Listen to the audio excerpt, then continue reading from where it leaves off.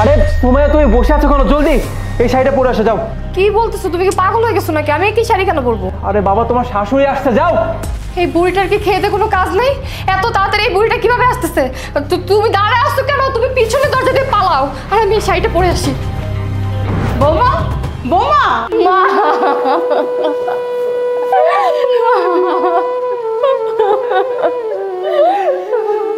আপনার ছেলে আমার সাইডে একেবারের মতো চলে গেছে। মা, কি বলো তুমি?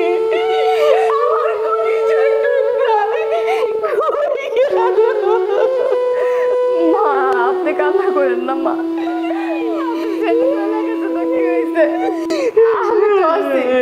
আমি তো আপনার মেয়ে।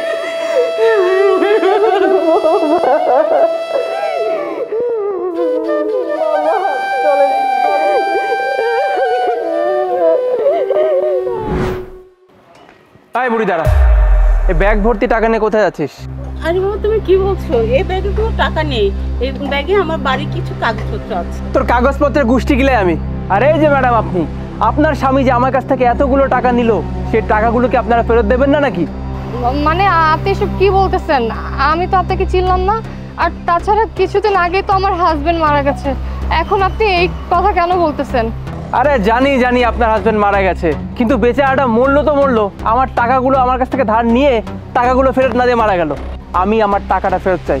আরে এই বুড়ি, তোকে বলছি 2 দিন সময় দিচ্ছি। 2 দিনের মাঝে তুই যদি তোর ছেলের টাকাগুলো আমাকে ফেরত না দিস, এলাকার মানুষজন ডাকবো, মানুষজনটাকে জড়ো করবো, তারপরে কি করে অপমান করতে হয় সেটা আমি ভালো মতোই জানি।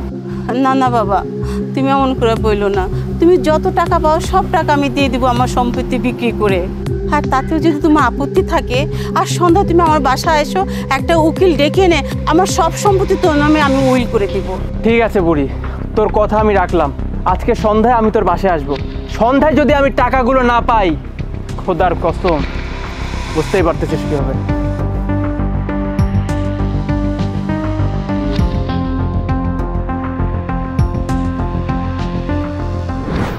বাবু, তোমার হাতে যে ফাইলটা আছে না, এখানে এই প্রপার্টির সব কিছুর কাগজপত্র রেডি আছে। ও যদি একটা সাইন করে না, তাহলে সয় সম্পত্তির মালিক শুধুমাত্র তুমি হয়ে যাবা। আচ্ছা শোনো না, এত কথা এখন না বলাই বেটার, কারণ বুড়িটা যখন তখন চলে আসতে পারে।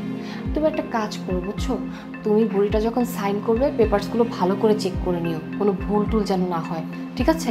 যদি একটাবার ভালো করে সাইন করে দেয়, তাহলে সয় সম্পত্তি আমরা বিক্রি করে দূরে কোথাও চলে যাব। আচ্ছা বাবা, ঠিক আছে, বুড়িটা আবার যখন তখন চলে আসবে।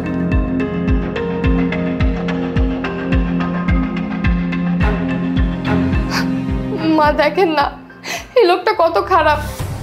আমাদের সয় সম্পত্তি সব লিখে নিয়ে যাওয়ার জন্য কাগজপত্র তৈরি করে চলে আসছে। মা, আপনি একটা কাজ করেন, তাড়াতাড়ি সাইন করে এই লোকটাকে এই বাড়ি থেকে বিদায় করেন। এখানে আমি দেখতে চাইতেছি না।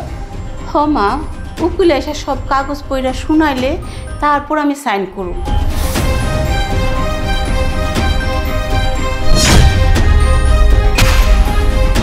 তুমি এখানে? মা, ও কোথা থেকে আসলো? ও তো তখনই চলে আসছিল যখন আমি চলে আসছি। আরে বাবা, তুই কেমন আছিস? তুই এখানে? আরে মা, তুমি এখানে? তুমি গ্রাম থেকে কি করে আসলে? বাবা, আমার না বৌমা ফোন করছিল। বৌমা কইছে তুই নাকি মরে গেছিস। আরে মা, তুমি সব কি বলছো? আমি মারা যাবো মানে? ও তোমাকে এইসব মিথ্যা কথা কেন বলেছে? আমি তো ওকে এই কথা বলেছিলাম, মানে যাতে জিনিসটা লুকাই, এই কারণে বলেছিলাম যাতে ওকে সারপ্রাইজ দিতে পারি। আর ও তোমাকে এত বড় একটা মিথ্যা কথা বলে দিল কেন? তাহলে তাহলে ও আমাকে এই কথা কেন বললো? কি চলতেছে ওর মাথায়? কি ব্যাপার, এত খুশি লাগতেছে কেন তোমার? খুশি খুশি লাগবে না? এতদিন পর তোমার সাথে দেখা হলো, আর তার মধ্যে এত রোমান্টিক ওয়েদার।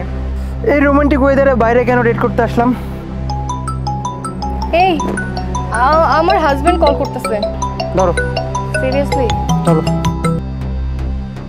হ্যালো। আচ্ছা শোনো, আমার কাছে কিন্তু বেশি টাইম নেই। আমি তোমাকে একটা কথা বলতে চাই। আমি একটা মিশনে যাচ্ছি 6 মাসের জন্য। 6 মাস আমি তোমার সাথে কোনো রকম যোগাযোগ করতে পারবো না, তাই তুমি কোনো চিন্তা করো না আমার জন্য। আর হ্যাঁ, মার খেয়াল রেখো। আচ্ছা ঠিক আছে, বাই। আচ্ছা ঠিক আছে, বাই বাই। কি ব্যাপার, কি এমন কথা বললা যে এত খুশি হয়ে গেল? খুশি হব না, খুশি হওয়ার মতো যদি কথা বলে। ও বলতেছে ও নাকি 6 মাসের জন্য ট্রেনিংয়ে যাচ্ছে, আর 6 মাস পর্যন্ত কারোর সাথে যোগাযোগ করতে পারবে না। তাতে আমার লাভটা কোথায়? আমার মাথায় না দারুণ একটা আইডিয়া আসছে। কি আইডিয়া? তুমি এত বোকা কেন, বুঝো না কেন? শোনো, ও যেহেতু 6 মাস পর্যন্ত আমার আর ওর মার সাথে কন্ট্যাক্ট করতে পারবে না, এই সুযোগটাই তুমি আর আমি কাজে লাগাবো। আমি সবাইকে বলবো যে ও শহীদ হয়ে গেছে, আর তুমি এই সুযোগে সবাইকে বলবা যে ও তোমার কাছ থেকে অনেকগুলো টাকা নিয়ে তারপরে ট্রেনিংয়ে গেছিল। আর তখনই ওর মা এই কথাগুলো যখন শুনবে, ওর মা ভাববে যে সত্যি সত্যি মনে হয় টাকাগুলো নিয়ে গেছে। তখন তুমি একটা কাজ করবে, দিনের পর দিন ওর মাকে প্রেশার কিট করতে থাকবে। দেন ওর মার কাছে তো কোনো টাকা পয়সা নেই, কি আর করার, বেঁচে যত সয় সম্পত্তি আছে সবকিছু তোমার নামে করে দিবে বা বিক্রি করে তোমাকে দিয়ে দিবে। হায় রে বুদ্ধি মাথায়, সত্যি পারো তুমি, আমি রাজি। সিরিয়াসলি? আচ্ছা ঠিক আছে, এই ওয়েদারে না দাঁড়া থাকতে আর ভালো লাগতেছে না, চলো রেস্টুরেন্টে যাই। চলো। ও তাহলে এটা ছিল তোমাদের মনে? আমার মাকে মিথ্যা ভুলভাল বুঝে আমার সম্পত্তি আত্মসাৎ করার ইন্টেনশন ছিল তোমার আর তোমার এই বয়ফ্রেন্ডের? বাবা, ওরা সম্পত্তি নেওয়ার জন্য সব প্ল্যান করে রাখছে। ওরা ভালো করেই জানে শহীদ হয়ে যাওয়া সন্তানের বদনাম আমি কখনো সইতে পারবো না। বদনাম? বদনাম তো এখন ওরা হবে, কারণ একটা পুলিশ অফিসারকে চিট করার দায়ে ওকে আর ওর এই বয়ফ্রেন্ডকে এমন মামলায় জেলে দেব যাতে কেউ ওদের বের না করতে পারে। সমাজ, পরিবার, সব জায়গায় মান সম্মান ধরে মিশে যাবে, আর জেল থেকে তো কখনো বেরই হতে পারবে না। এই you get out from my house, বেরো।